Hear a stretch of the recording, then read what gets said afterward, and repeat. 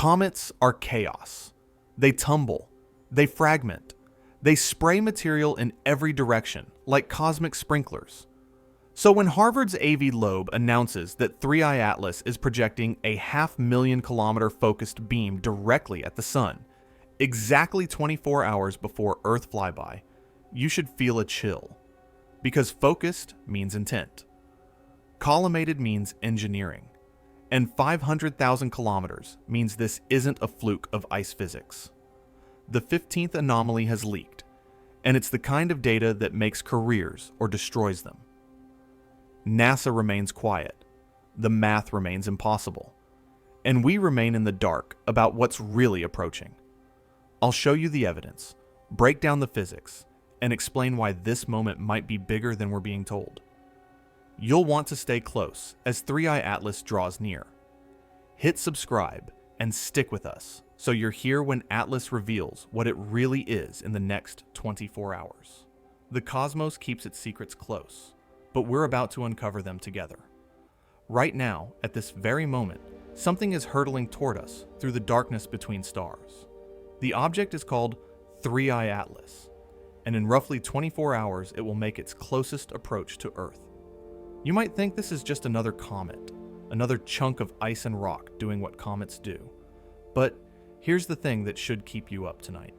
Avi Loeb, the Harvard astronomer who refuses to stay quiet about the things that don't add up in our sky, has just leaked what he's calling the 15th anomaly. And this one isn't like the others. This one changes everything. Let me paint you a picture of where we are right now. 3I Atlas is only the third confirmed interstellar object ever observed entering our solar system. The first was Oumuamua back in 2017, that strange tumbling thing that sparked 1,000 debates about whether we were looking at a rock or something else entirely. The second was Borisov in 2019, which at least had the decency to act like a normal comet.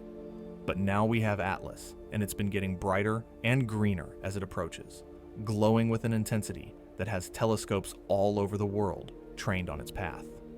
Scientists are watching, skywatchers are watching, and somewhere in the data streams flowing from those telescopes, someone found something that wasn't supposed to be there. The official narrative is clean and comfortable. NASA and the mainstream astronomical community have been telling us that 3I Atlas is a natural cometary visitor. Fascinating for sure, but ultimately harmless. It's doing what comets do when they get close to the sun.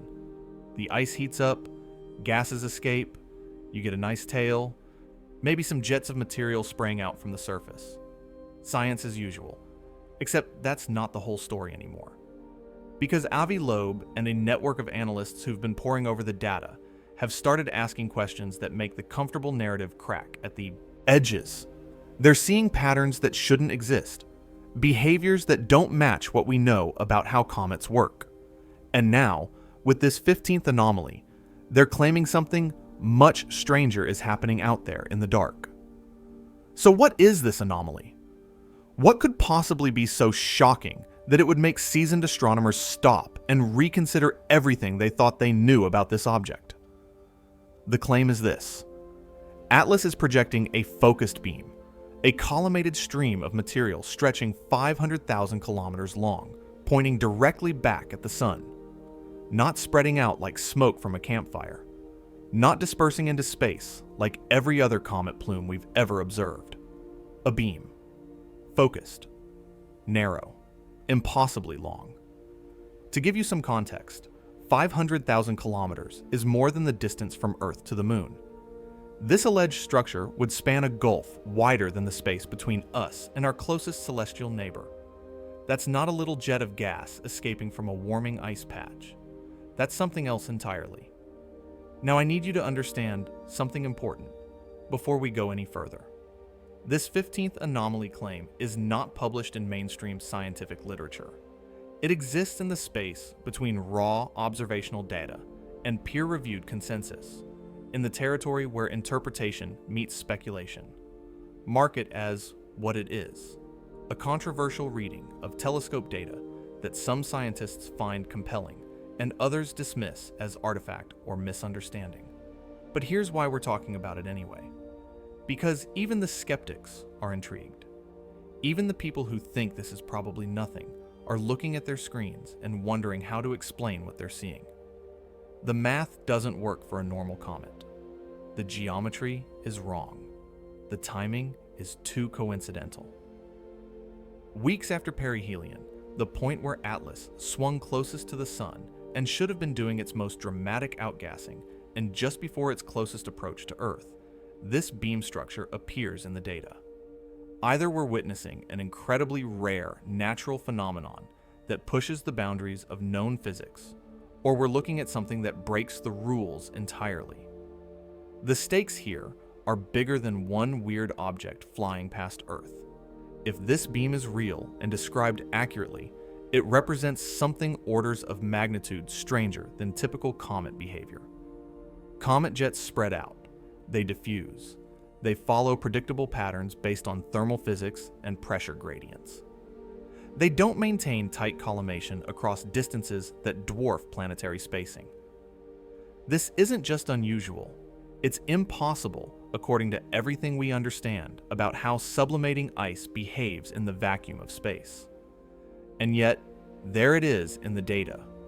Or at least, there's something in the data that looks enough like it to make people nervous. What I'm going to do in this video is break down the physics. I'll show you why this would be impossible under normal circumstances.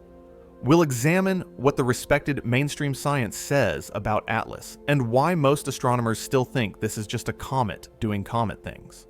But we'll also dive into the hypothesis space, the territory where technology and weird behavior patterns live, where the questions get uncomfortable and the answers stop being simple. We're going to look at how this fits into broader cosmic mysteries, why interstellar objects keep surprising us, and what it means that we're even having this conversation in the first place.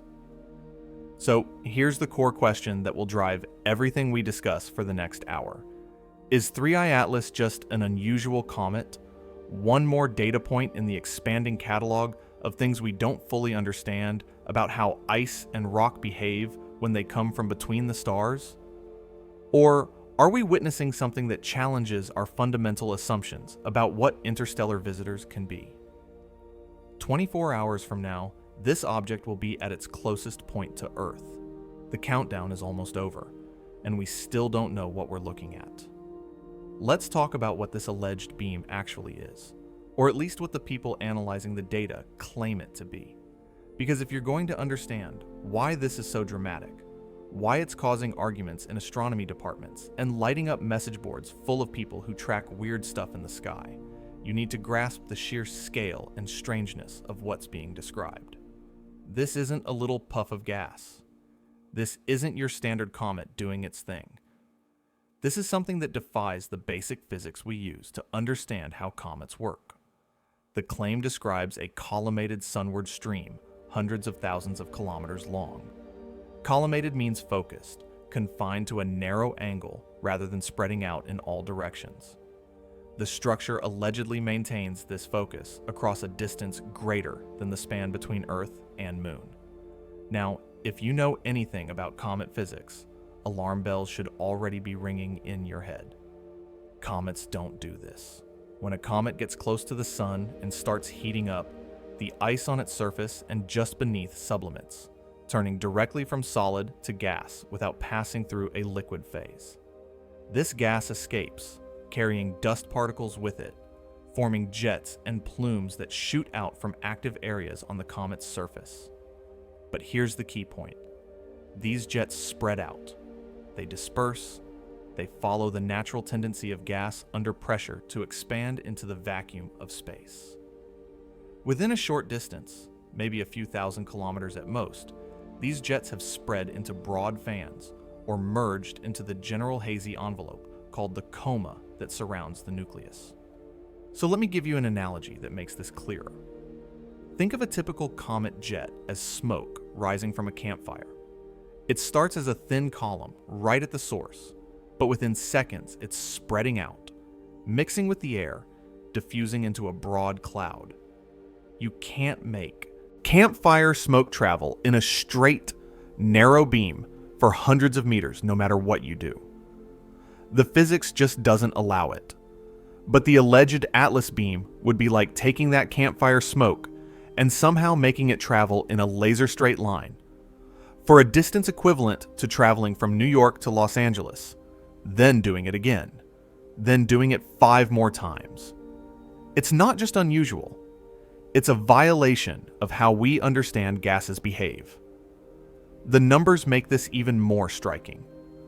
500,000 kilometers is roughly 1.3 times the average distance from Earth to the Moon.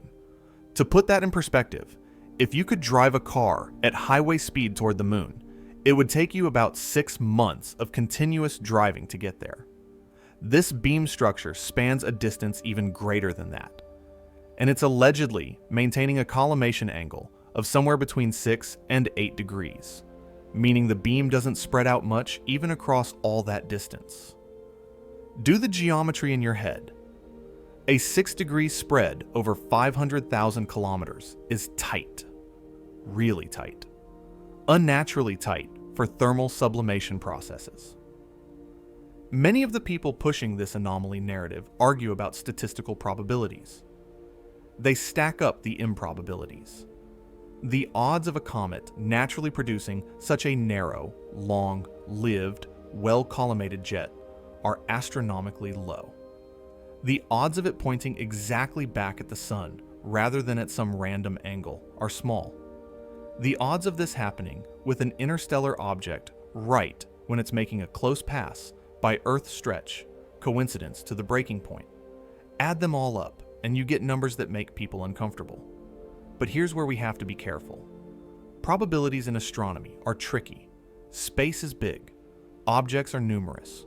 Rare things happen all the time, simply because there are so many opportunities for them to happen.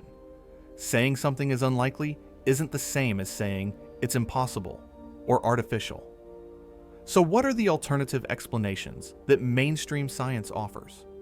Well, for one thing, perspective matters. When you're looking at a 3-dimensional structure from a specific angle, you can sometimes see features that appear narrow or collimated simply because of how they're oriented relative to your line of sight. Imagine looking at a fan edge-on. It looks like a thin line. Turn it slightly, and suddenly you see the full spread.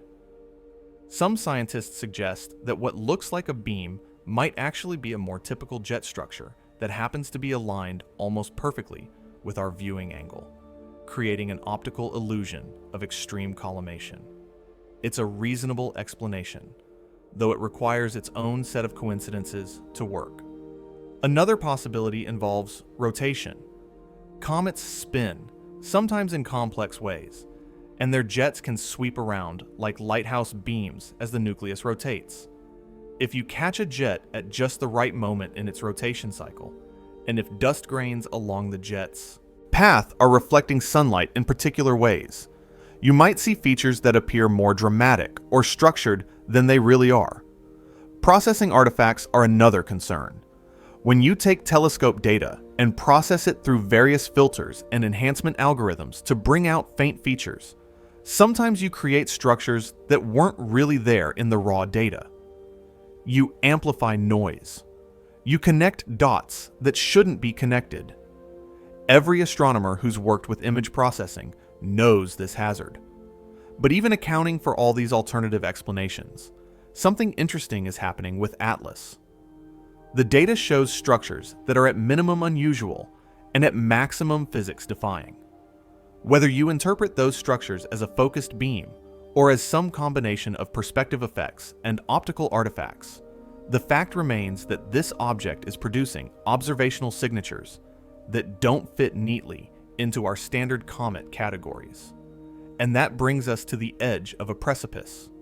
Because if this isn't just standard comet physics, if there's something genuinely anomalous happening beyond perspective tricks and processing errors, then we have to start asking a much more uncomfortable question. What else could it be? What physical processes, known or unknown, could account for such a feature? And if we can't find a natural explanation that fits the observations, how far are we willing to go in considering alternatives? Those are the questions that will haunt us through the rest of this investigation. The beam isn't isolated. That's what you need to understand. 3i Atlas hasn't just produced one weird data point that people are arguing over. It's been throwing off unusual signals since we first started tracking it, accumulating a portfolio of oddities that even the most conservative astronomers admit don't quite fit the standard template. Some of these anomalies are confirmed, published, peer-reviewed. Others are interpretations, patterns that emerge when you look at the data from different angles. Together, they paint a picture of an object that refuses to behave the way we expect interstellar visitors to behave. Let's start with what we know for certain. Atlas comes from outside our solar system. Its trajectory is hyperbolic, which means it's not bound to the sun's gravity. It came from somewhere else, fell through our cosmic neighborhood, and will eventually head back out into interstellar space. That alone makes it special, because we've only confirmed 3 such objects ever. But the strangeness goes deeper. When the James Webb Space Telescope turned its instruments toward Atlas and analyzed the light coming from its coma, the spectroscopy revealed an unusually high ratio of carbon dioxide to water compared to typical comets. Most comets we've studied are water dominant. Ice is their primary volatile, but Atlas shows strong carbon dioxide signatures, suggesting either a different formation environment or a different evolutionary history than the comets that formed in our solar system. This is real data, published in Arxiv preprints, and it tells us that whatever Atlas is made of, it's not quite like our local comets. Water activity is definitely there, though. The observations show contributions from large icy grains in the coma, particles sublimating and adding to the gas and dust envelope around the nucleus. So it's not like Atlas is completely alien in composition. It has ice, it has water, but the ratios are off. The chemistry is shifted. It's like meeting someone who speaks your language, but with an accent you can't quite place. Familiar, but foreign. This compositional oddity matters, because it suggests that wherever Atlas formed, billions of years ago in some stellar nursery we'll never identify, the conditions were different enough from our sun's protoplanetary disk to produce a fundamentally different ice mixture. Carbon dioxide requires specific temperature and pressure regimes to condense. Finding it in such abundance tells us something about the thermal history of this object, about the coldness or the chemistry of its birthplace. Then there are the polarization anomalies. Polarimetry is a technique where astronomers measure how light is scattered and polarized by dust particles in a comet's coma. Different particle sizes, shapes, and compositions produce different polarization signatures. When researchers ran polarimetric studies on Atlas, they found deep negative polarization branches that aren't typical for most comets. The negative polarization was more pronounced than expected, suggesting that the dust particles around Atlas might have unusual optical properties. Maybe the grains are fluffier or more irregularly shaped than typical comet dust. Maybe they're made of different materials. Whatever the cause, it's another data point that says this object doesn't fit neatly into established categories. To understand why this matters, you need to know what polarization tells us. Light is an electromagnetic wave, oscillating in perpendicular directions as it travels. When unpolarized light, where the oscillations are random, scatters off dust particles, it can become partially polarized, with more waves oscillating in one direction than others. The degree and direction of this polarization depends on the size, shape, and material properties of the dust. Spherical particles polarize light differently than elongated ones. Silicate dust behaves differently than carbonaceous dust. By measuring the polarization across different wavelengths and angles, astronomers can reconstruct properties of dust they can't resolve directly. Atlas. Dust doesn't behave like typical solar system comet dust. It polarizes light in ways that place it closer to certain classes of asteroids or primitive outer solar system bodies. This could mean its dust composition is unusual, or that the way ice and dust are mixed in its nucleus produces grains with different morphologies. When they're released. The jet structures add another layer of complexity. The Very Large Telescope and other observatories detected jets emanating from Atlas that wobble or maintain weird periodic patterns. Some of this can be explained by rotation. Comets tumble and spin, and as they do, active areas on their surface move in and out of sunlight, creating jets that appear and disappear or sweep across the sky. The periodicity observed in Atlas jets is consistent with rotational effects. But the specifics of those patterns, the way the jets maintain certain orientations or intensities, have puzzled some researchers. Observer perspective plays a role here too. What looks like a complex jet pattern from one angle might look completely different from another. We're trying to reconstruct a three-dimensional dynamic system from two-dimensional images taken from a single vantage point. It's hard. Some of the jet behaviors seem to repeat with a regularity that suggests Atlas has a relatively stable rotation state, which is itself interesting, because comets can have complex tumbling motions that change over time as mass is lost unevenly. If Atlas is rotating in a simple, predictable way, that might tell us something about its shape and how mass is distributed within it. Alternatively, if the apparent regularity is an artifact of when and how we're observing it, that would be a reminder of how observational bias can create patterns where none exist. The debates about these jet structures haven't been resolved because we don't have continuous monitoring. We're sampling the object at discrete times, trying to infer continuous behavior from snapshots. It's like trying to understand a dance by looking at 3 freeze-frame photographs. Antitails are another phenomenon worth mentioning. These are structures that appear to point toward the sun rather than away from it, which seems backwards because comet tails are pushed away from the sun by solar radiation pressure and the solar wind. But antitails aren't actually pointing sunward. They're optical illusions created when Earth passes through the plane of a comet's dust trail. The dust particles left behind in the comet's orbit create a thin sheet, and when we look edge-on at that sheet, it appears as a spike pointing in an unusual direction. Classic antitails have been observed on many comets and are well understood. Comet Arend-Roland in 1957 displayed a spectacular antitail that confused observers at the time until the geometry was worked out.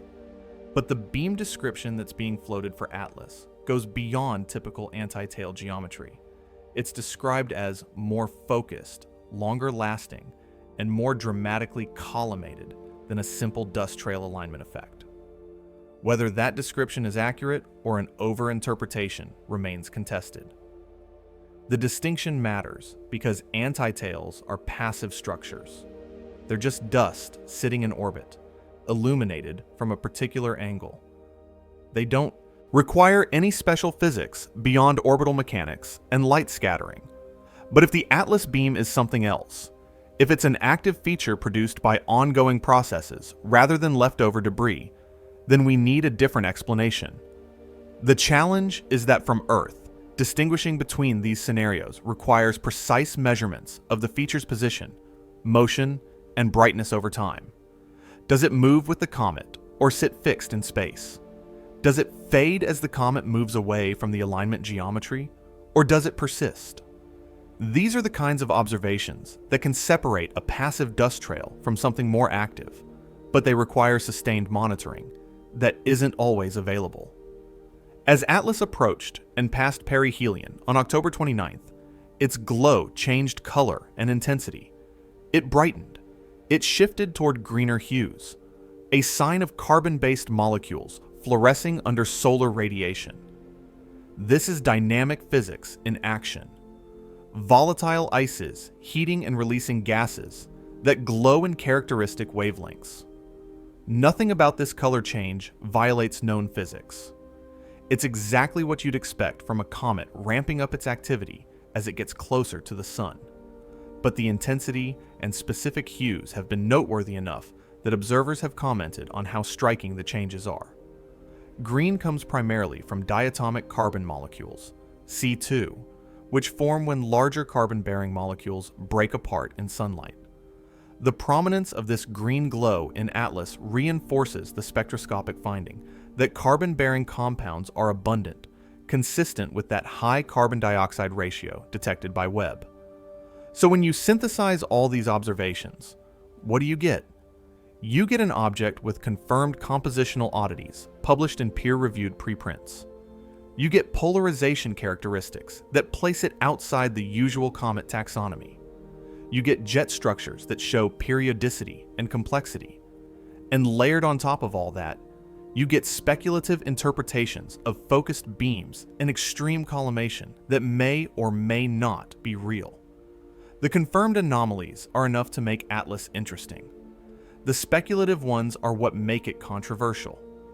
And the question we keep circling back to is this: do all these oddities add up to something genuinely outside known natural processes, or are they just the expected diversity of interstellar objects that formed under different conditions than our local comets?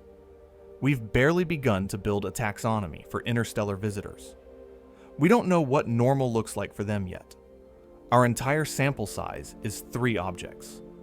Oumuamua, which was so bizarre it sparked years of argument.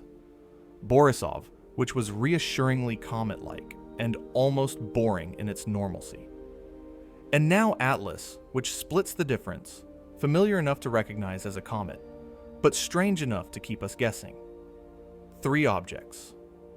That's not enough to establish patterns, not enough to define categories, not enough to know what's common and what's rare. Maybe Atlas is weird by solar system standards, but perfectly ordinary by interstellar standards. Maybe every star system produces comets with slightly different chemistry, slightly different dust properties, slightly different behaviors, and we're just now beginning to sample that galactic diversity. Or maybe, just maybe, it's weird by any standard, and we're staring at something that will eventually force us to expand our understanding of what natural objects can do. The truth is, we don't know yet. And that uncertainty, that gap between what we've observed and what we can explain, is where all the interesting arguments live. There's a divide in how scientists are approaching 3I Atlas, and it's worth understanding that divide not as a battle between truth and delusion, but as a spectrum of interpretive philosophies. On one end, you have the mainstream astronomical community, cautious and methodical, treating Atlas as a natural cometary body that's interesting but ultimately explicable through known physics. On the other end, you have Avi Loeb and a network of analysts who are willing to push into more provocative territory, stacking up the anomalies and asking whether we're being too conservative in our explanations. Neither side is stupid. Neither side is ignoring the data. They're just drawing different conclusions from the same observations, guided by different priors about what's plausible in the universe. NASA and most mainstream astronomers have been consistent in their messaging. 3I Atlas is an interstellar comet. Its hyperbolic trajectory confirms it came from outside the solar system. Its outgassing behavior, while displaying some unusual characteristics, falls within the extended range of known cometary physics. The observations from Hubble, the XMM Newton X-ray telescope, James Webb, and ground-based stations like the Very Large Telescope have all contributed to building a picture of an object that's compositionally interesting, but not physics-breaking. The spectroscopy shows high carbon dioxide content. The polarimetry reveals distinctive dust properties. The jets show rotational modulation. All of this fits into a framework where Atlas is a comet from a different stellar nursery, formed under different conditions than solar system comets, but still fundamentally a natural object doing natural things. The key pillars supporting this interpretation are solid. The hyperbolic trajectory is observationally confirmed. You can't fake orbital mechanics. Atlas came from interstellar space and will return to interstellar space. The volatile release patterns, even with their oddities, are consistent with thermal physics. Ice heats up, gas escapes, jets form. The composition ratios might be unusual, but they're not impossible. Different formation environments produce different ice mixtures. The polarization signatures might not match typical comets, but they do fall within the broader taxonomy of small, icy bodies when you include objects like certain asteroids and trans-Neptunian objects. Basically, if you expand your comparison set beyond just the comets we've studied in detail, Atlas starts to look less like an outlier and more like an example of natural diversity we haven't fully cataloged yet. Then you have the Loeb perspective. Avi Loeb is famous, or infamous depending on who you ask, for his willingness to consider technological explanations for astronomical phenomena that most scientists chalk up to natural causes. He was the most prominent voice arguing that Oumuamua might be an artificial object, possibly a light sail or probe from another civilization. That stance earned him criticism from colleagues who felt he was jumping to conclusions without sufficient evidence. But it also earned him attention and followers who appreciated his willingness to think outside conventional frameworks. With Atlas, Loeb and others in his network have been highlighting what they call probabilistic oddities, the rotation period aligning with certain observational features, the jet behavior that seems too organized, the composition ratios that push boundaries, the timing of anomalies relative to Earth approach. None of these things individually proves anything, but when you stack them together, Loeb argues, the cumulative improbability starts to suggest something beyond standard comet physics might be at play. Now, it's important to note that Loeb isn't claiming definitive proof of artificiality. He's arguing for keeping an open mind and conducting rigorous follow-up observations. But his framing, his emphasis on low probability coincidences, and his willingness to explicitly discuss technological hypotheses puts him at odds with mainstream scientific culture, which tends to default to natural explanations until absolutely forced to consider alternatives. This tension reflects a broader debate in science about when it's appropriate to invoke extraordinary explanations. Carl Sagan's famous dictum, "Extraordinary claims require extraordinary evidence," cuts both ways. It counsels caution against premature conclusions, but it also implicitly defines what counts as extraordinary based on current assumptions. If you live in a universe where technological civilizations are common, then finding their artifacts isn't extraordinary at all. The historical parallel to Oumuamua is instructive. When that object was discovered in 2017, it displayed an unexpected acceleration as it left the inner solar system. The acceleration was small but measurable, and it didn't quite match what you'd expect from simple outgassing. Loeb proposed that the acceleration could be explained if Oumuamua was a thin light sail being pushed by solar radiation. Most astronomers countered that outgassing from vents on the object's surface, possibly releasing hydrogen or other volatiles, could account for the acceleration without invoking alien technology. The debate was never fully resolved because Oumuamua is now too far away and too faint to observe further. But it established a pattern, a template for how these arguments play out. The challenge with probability stacking is that probabilities in astronomy are notoriously difficult to estimate correctly. How do you calculate the odds of a particular jet orientation when you don't fully understand the physics governing jet formation? How do you assess the likelihood of a specific composition ratio when your sample size of interstellar objects is 3? The math can look compelling, but the assumptions underlying that math are often shakier than they appear. Mainstream scientists push back by pointing to perspective effects, observational selection biases, and instrumental limitations. They argue that what looks like a tightly constrained, unlikely outcome might actually be the result of incomplete understanding or inadequate data quality. When you can't resolve details below a certain scale, patterns that look sharp might actually be fuzzy. When you observe an object from only one angle, features that look unique might be common from other viewpoints. So where does that leave us? It leaves us with a question, not an answer. What if the truth about Atlas isn't comfortably on either end of this spectrum? What if it's not a simple comet, and not a technological artifact, but something in between. Some natural phenomenon we haven't encountered before because our sample size of interstellar visitors is still laughably small. We've confirmed exactly 3 interstellar objects in all of human history. 3. We're trying to build a taxonomy, establish norms, and judge anomalies based on a dataset so limited it would be rejected in any other field of science.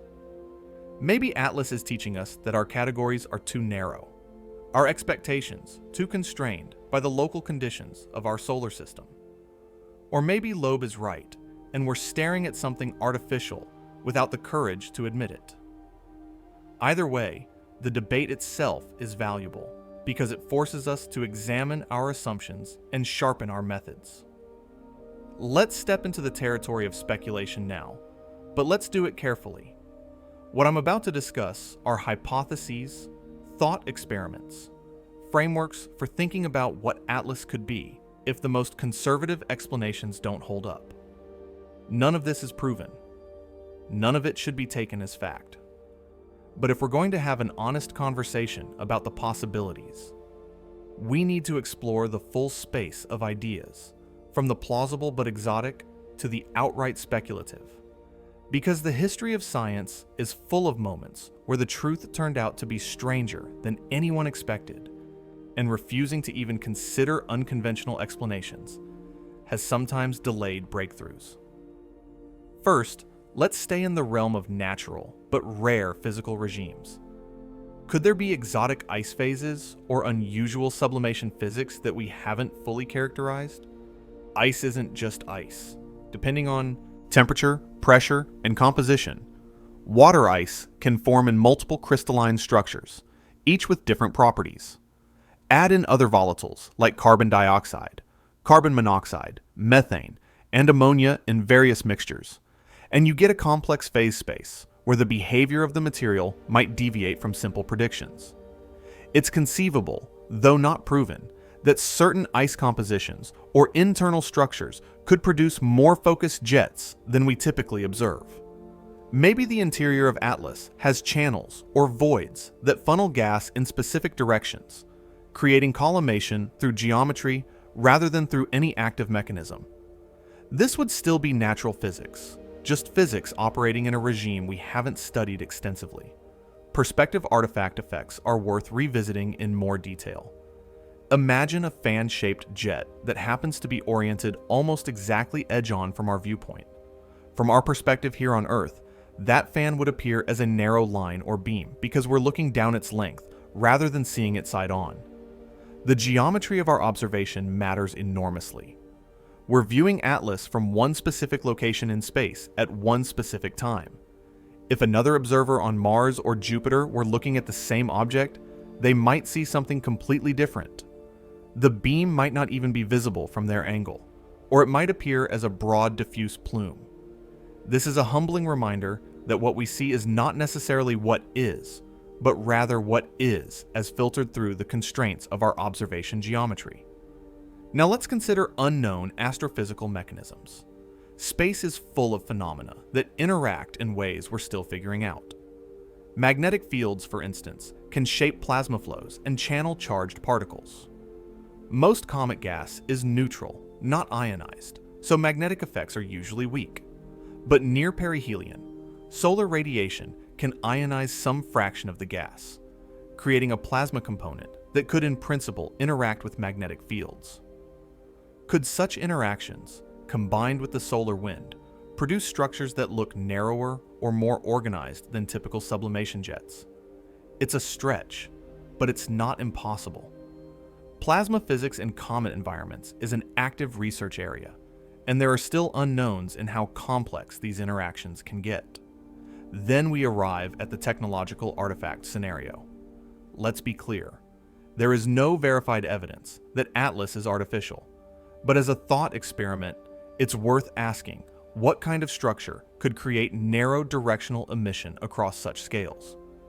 If you wanted to engineer a focused beam, you'd need either a physical structure that collimates the flow, like a nozzle or channel, or an active mechanism that directs energy in a specific direction, like a laser or directed particle beam. A natural comet nucleus is unlikely to contain the former, and certainly doesn't contain the latter. But an engineered object, a probe or instrument, or something we don't have words for, could hypothetically produce such features. How would we detect such a structure? We'd look for anomalies that can't be explained by known physics. We'd look for patterns that suggest design, symmetries, or periodicities that seem too precise to be accidental. We'd search for signals, electromagnetic emissions at frequencies and modulations that don't occur naturally. So far, none of that has been conclusively found with ATLAS. The Dyson swarm analogy comes up in these conversations, though it's more metaphorical than literal. Freeman Dyson proposed that advanced civilizations might build megastructures to harness stellar energy, creating patterns that would be visible from interstellar distances. A focused beam from an object could hypothetically be a kind of signaling mechanism, a beacon or transmission device. Science fiction has played with these ideas for decades. But science fiction is not science fact, and invoking these frameworks requires acknowledging that we're operating in highly speculative territory. SETI, the search for extraterrestrial intelligence, has considered various ways that civilizations might make their presence known. Focused beams, whether radio waves or optical pulses, are on that list. But no confirmed signals have ever been detected, and the leap from an unusual comet jet to an alien communication system is enormous. Avi Loeb has floated probe scenarios, suggesting that some interstellar objects could be reconnaissance devices from other civilizations, either active or derelict, drifting through space and occasionally passing through star systems like ours. It's a testable hypothesis in principle. You'd expect probes to show behaviors that couldn't be explained by natural forces alone. Controlled trajectory adjustments, unusual electromagnetic emissions, structural features visible in high-resolution images. Most scientists caution that the evidence for such probes remains non-existent, and that jumping to this conclusion without exhausting natural explanations is premature. But Loeb argues that by dismissing the possibility out of hand, we risk missing something extraordinary if it's actually there. Unknown unknowns are perhaps the most honest category of all. Astrophysics is still a young science. We've been doing systematic observations for barely a century. We've visited a handful of objects in our solar system and observed thousands more from afar. But the universe is big and old and full of processes we haven't witnessed yet. Fast radio bursts were complete mysteries when they were first detected.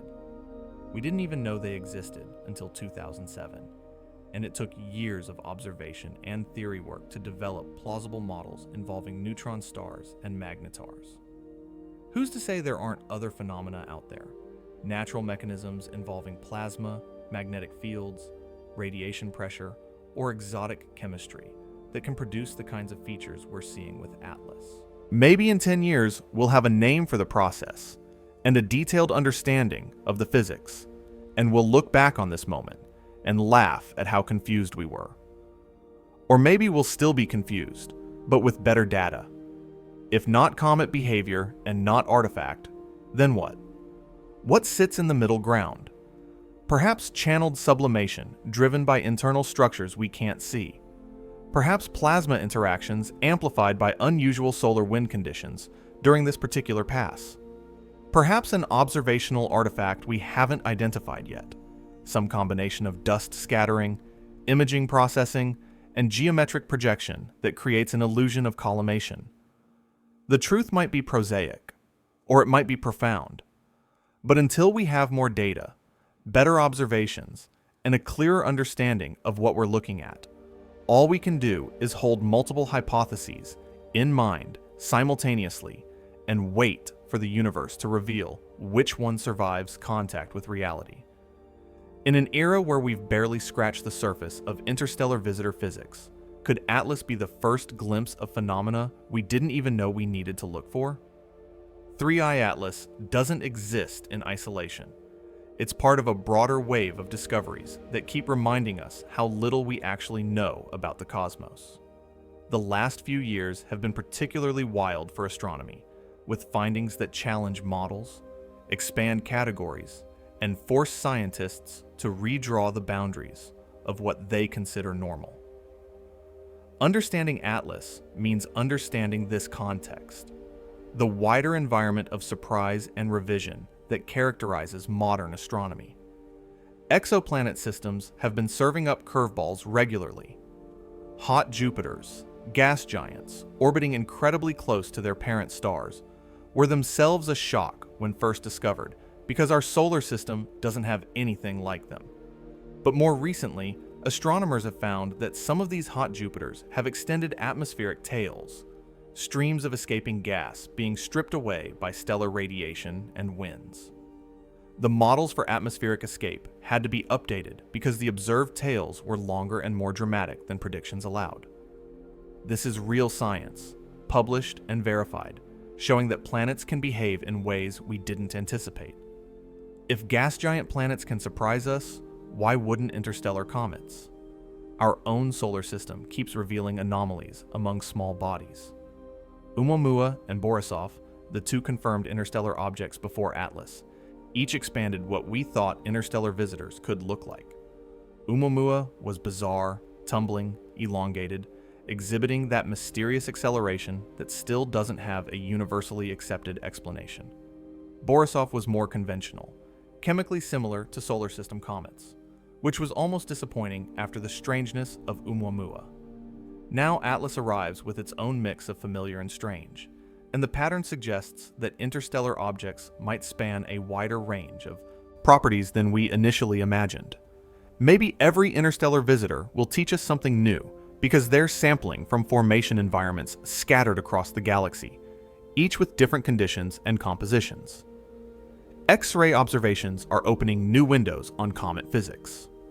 The European Space Agency's XMM Newton telescope captured Atlas in X-ray wavelengths, which is significant because X-ray emission from comets comes from interactions between solar wind ions and the neutral gas in the coma. When fast-moving ions from the Sun collide with slow-moving neutral molecules from the comet, charge exchange reactions occur that release X-rays. Studying these emissions tells us about the composition of the coma gas and the properties of the solar wind at that location and time. It's a non-optical dataset that complements what we see in visible and infrared light, adding another dimension to our understanding of how Atlas interacts with its environment. The fact that Atlas is bright enough in X-rays to be detected is itself noteworthy, suggesting a substantial gas production rate. The United Nations and international planetary defense networks have been paying attention to objects like Atlas, not because it poses any threat, but because the infrastructure for tracking near-Earth objects has expanded dramatically. The goal is to detect potentially hazardous asteroids early enough that we could do something about them if necessary. But that same infrastructure is excellent for studying comets and interstellar objects that happen to pass nearby. The coordination between observatories worldwide, the data sharing protocols, the rapid response networks, all of this represents a maturation of astronomical capability that would have been impossible 20 years ago. We're living in an era where a new object can be discovered and characterized within days, with telescopes on multiple continents contributing observations. Public interest in sky-watching events has surged. Millions of people are tuning into live streams, reading observation guides, and trying to catch glimpses of Atlas with their own telescopes or binoculars. The New York Post and other outlets have been covering the flyby, framing it as a spectacle worth paying attention to. This democratization of astronomy, where amateur observers contribute data alongside professionals, enriches the total dataset and increases the chances that transient or unusual features will be noticed. Sometimes amateurs spot things that professionals miss simply because there are more eyes on the sky. But it also introduces variability in data quality and interpretation, which is something to keep in mind when evaluating claims about anomalies. Advances in telescope technology have been revolutionary. James Webb and Hubble are rewriting comet chemistry textbooks with their spectroscopic capabilities. the ability to break down light into its component wavelengths and identify specific molecules in a comet's. Coma was once limited to the brightest objects. Now it's becoming routine for fainter targets, like Atlas. The discovery that Atlas has high carbon dioxide content relative to water was only possible because of these advanced instruments. Similarly, ground-based telescopes with adaptive optics are achieving resolution that rivals space telescopes for some observations, correcting for atmospheric turbulence in real time and producing sharp images of jets and coma structures. Artificial intelligence is increasingly part of the analysis pipeline. Machine learning algorithms can sift through massive datasets looking for patterns that humans might not notice. They can identify subtle periodicities, classify spectral features, and even flag potential anomalies for human follow-up. But AI is a double-edged sword in this context. It can reveal real patterns, but it can also amplify noise or find apparent patterns in random data if not carefully calibrated. When someone claims an algorithm detected an anomaly, the question becomes whether the algorithm was trained on appropriate data and whether its findings have been validated independently. New frameworks for understanding solar system science are emerging. The concept of interstellar object taxonomy is still being built. We don't yet have agreed upon categories for classifying objects from outside our solar system. Are they comets, asteroids, or something else entirely? Do the distinctions we use for local bodies even apply? Classes of volatile behavior are being proposed based on the new observations from Atlas and its predecessors. Maybe there are carbon dioxide-dominated comets as a distinct category from water-dominated ones. Maybe interstellar bodies follow different evolutionary paths than solar system natives because they experience different radiation environments and thermal histories during their formation and subsequent wandering through the galaxy. Policy and data sharing have evolved in ways that support rapid response science. When an interesting object is discovered, there's now a culture of immediate data sharing among research groups, at least for non-proprietary observations. Open access to arcs of preprints means findings can be disseminated within days rather than waiting months for formal publication. This accelerates the pace of science, but also means that preliminary results, some of which may later be revised or retracted, circulate widely and can shape public perception before the science is fully settled. The trade-offs between speed and rigor are real, and navigating them requires both scientists and the public to maintain appropriate epistemic humility. Let me close by zooming out to the environment in which all these observations happen, because understanding what we think we see about Atlas requires understanding the tools and context that shape our seeing. Modern astronomy is more sophisticated than ever, but it's also more complicated, tangled up with commercial space, industries, observational noise, processing choices, and human interpretive frameworks that can amplify or distort the underlying signal. The way we observe the sky is changing, and those changes affect what conclusions we can draw. Satellite constellations are a growing headache for astronomers. Starlink and other mega constellations are filling low Earth orbit with thousands of satellites, and every one of them can potentially photobomb astronomical observations. The satellites reflect sunlight, creating bright streaks across long exposure images. They also emit radio frequencies that can interfere with radio astronomy. For optical observations of faint objects like distant comets, satellite trails can ruin exposures or require extensive post-processing to remove the contamination. This doesn't directly affect observations of Atlas, which is bright enough and close enough that satellite interference is manageable. But it's part of the broader noise floor, increasing in astronomical data, complicating analysis and making it harder to distinguish real features from artifacts. Instrumentation limits constrain what we can resolve. Even the best telescopes have finite resolution, and distant objects appear as small fuzzy blobs rather than sharp detailed structures. When you're trying to characterize a comet nucleus that's tens of millions of kilometers away, You're working with light that's been smeared by the comet's coma, distorted by Earth's atmosphere if you're using a ground-based telescope, and limited by the diffraction properties of your optics. Fine-scale structures, the details that might distinguish a natural jet from something else, are often below the resolution threshold. We're inferring properties from indirect measurements, making educated guesses about what's producing the light we detect. Data interpretation challenges are everywhere. Raw telescope data is almost never directly usable. It has to be calibrated, corrected for instrument response, processed to remove noise and artifacts, and often combined from multiple exposures or wavelengths. Every step in this pipeline involves choices, algorithms that make assumptions about what's signal and what's noise, filtering that can suppress real features or enhance spurious ones. Image processing is as much art as science, requiring judgment calls about how aggressively to sharpen, smooth, or enhance contrast. Different processing choices can yield images that look dramatically different from the same raw data.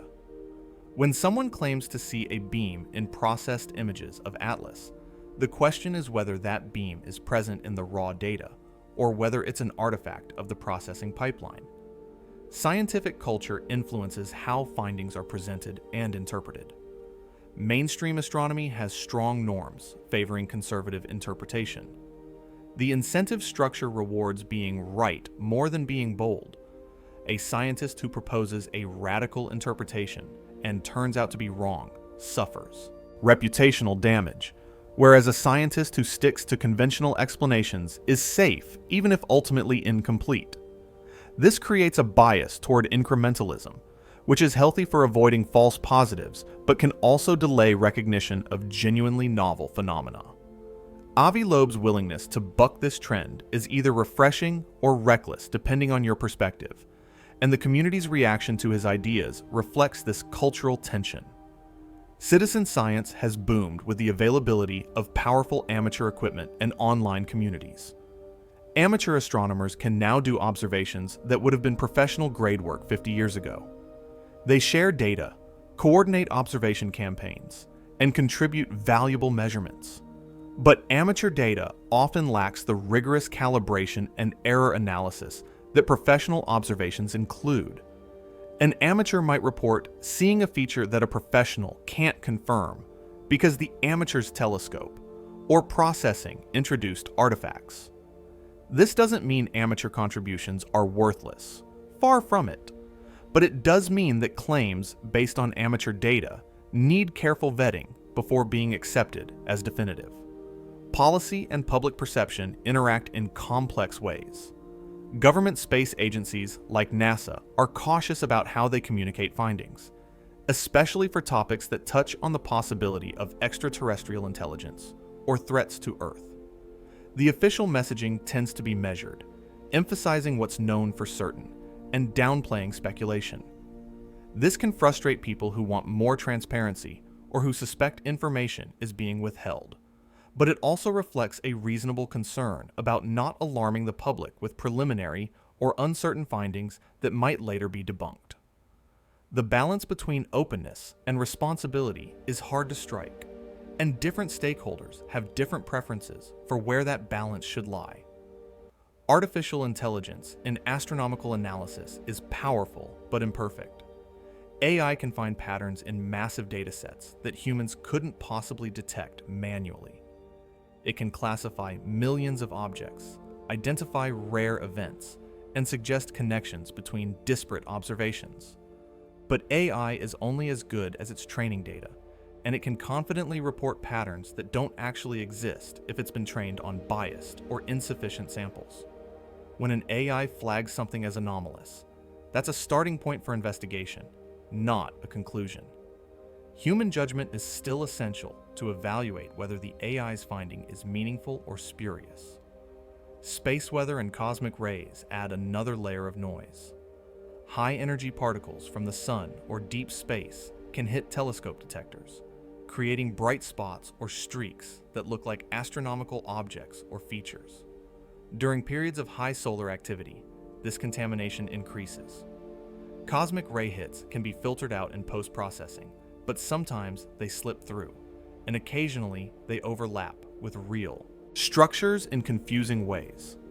Every astronomer working with digital detectors has seen cosmic ray artifacts and learned to recognize them.